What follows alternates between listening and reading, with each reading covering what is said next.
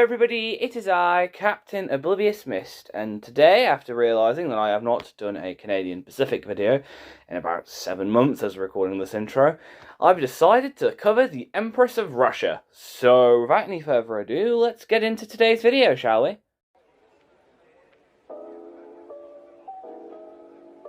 Ah well, if it isn't the Canadian Pacific Railroad, isn't it beautiful?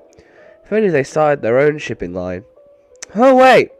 As in the late 19th century, the Canadian Pacific Line decided to charter ships from the Cunard Line to try their luck in the ocean trade. Well, luckily for them and me, this venture proved to be successful, leading them to construct 3 ships of their own. This would eventually lead to the construction of 2 new ocean liners called the Empress of Ireland and the Empress of Britain. Now, while these ships were luxurious and huge for their route, the Canadian Pacific Line still wanted to own bigger and better ships to cement their dominance on that route. And this would ultimately lead to the construction of 2 new 3-funneled liners, to be called the Empress of Asia and the subject of today's video, the Empress of Russia. She was to be powered by the new revolutionary steam turbine engine, which drove her 4 propellers, giving her a service speed of 19 knots. The Empress of Russia was going to be built by the Fairfield Shipbuilding Company, who you might recognise from the hits such as the Empress of Ireland, the Campania and the Lucania. Now, like many other ships, the Empress's construction process went without event, being launched on the 28th of August 1912 and completed by March of 1913.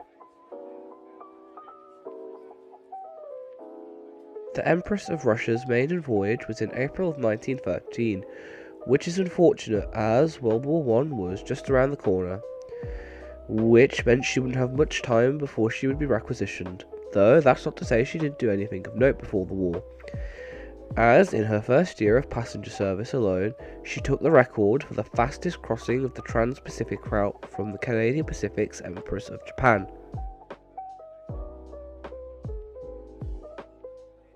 In July of 1914, a little thing known as World War I broke out, which meant that many ships, including the Empress of Russia, were requisitioned by the British government for use in the war. She was to serve as an armed merchant. After her conversion into this role, she would be posted in Hong Kong to help block German ships from the Philippines, though she wouldn't be stationed here for long, as in November of 1914, she was sent to the Indian Ocean. While here, she would have a rendezvous with the HMAS Sydney after the Battle of Cocos, I believe that's pronounced Cocos, weird spelling, to take on survivors from the SMS Emden. Then, in 1915, the Empress of Russia would sail to the Red Sea, where she was used in a hostage negotiation, as some British and French consuls had been kidnapped by the Ottomans. After this, the Empress of Russia would be returned to the Canadian Pacific Line. She would then be converted back into a passenger ship, and by 1916 she was back on her good old Trans-Pacific route. Her time on this route would go relatively uneventful though, and she would be pulled back into wartime service again in 1918 to transport American troops to Europe. She would serve in this role without event and was finally returned to the Canadian Pacific Line in 1919. Though this wouldn't be the last time the Empress of Russia would end up being dragged into a war, but for now she could enjoy a peacetime career. Upon being returned to the Canadian Pacific Line in 1919, she was converted back into a passenger ship and set off on her first peacetime voyage in years, which was to take her from Vancouver to Manila. She even paid a visit to Vladivostok to pick up Canadian soldiers who fought in the Russian Revolution. Kind of coincidental considering the name of the ship. The Empress of Russia would go on to complete 310 crossings without event, though in 1939 the Empress of Russia would end up getting involved in one of the biggest wars of all time. After years of growing tensions, war erupted in Europe. Once again, Britain required ships, which meant that the Empress of Russia was once again requisitioned by the British government for use in war. So she was sent off to the docks near the River Clyde in Scotland to have a refit for her war service. During her wartime service, she would have a special stoker on board. The stoker was Philip Mountbatten, future Duke of Edinburgh, and in 1943 she would be involved in a prisoner of war exchange in Gothenburg. Unfortunately though, in 1944 the Empress of Russia's career would come to an end, as a fire gutted the Empress and it was decided that the damage was too severe to repair. So she was sold for scrap and broken up in 1945, bringing an end to a great ocean liner. Hello everybody, it is I, Captain Oblivion Mist, back with another epilogue. Sorry if my speech doesn't sound quite as good as usual, nor does the audio, my voice. I don't know if you can tell from this recording, I'm still very ill. Very, very ill. I've been ill since about Wednesday. The video was written by last Monday, because I finished off writing it when I finished off writing the Great Eastern video.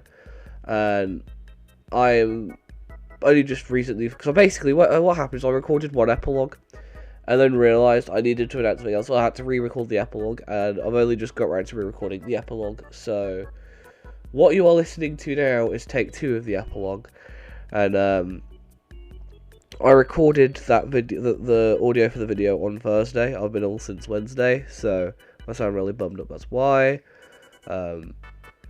What I would like to say is we probably are going to have a few more filler videos before I get the Normandy done, and that's not because I don't want to try the Normandy.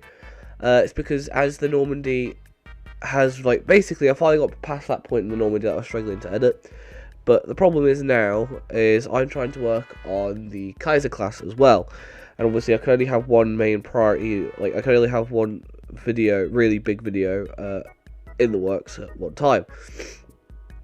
I usually do it, like, the way I usually do it is I usually do some smaller videos alongside one bigger video. So chances are we are probably going to get a few more filler videos before we get Normandy, and probably going to get the Kaiser class before we get Normandy. So for now at least, the Normandy video has been put on hold. Another thing I've just completely realised, I forgot to put it in the epilogue of the Franconia video, is the Communist Cars video. Yes, it's still in the works. Yes, it's taken me absolutely ages to write it. Yes, it's had more rewrites than anything.